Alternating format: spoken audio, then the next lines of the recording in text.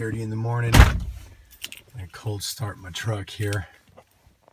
It's probably 32 out right now.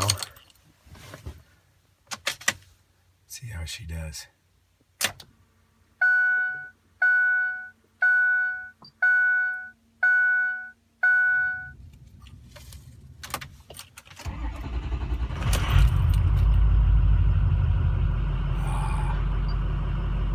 Fires up every time.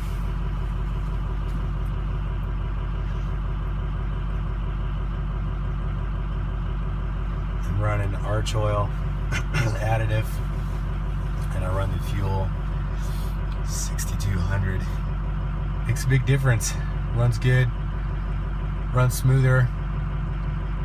Put Amsoil in. Amsoil made a big difference. Runs like a champ. And head studded. It's been a good truck. Anyway, just wanted to share my cold start. It's probably 40, excuse me, it's probably about 43, 42 in my garage right now. Probably in the low 30s, high 20s. So anyway, you guys got that cold start stiction issue, I'd run Amsoil and Archoil. Take care.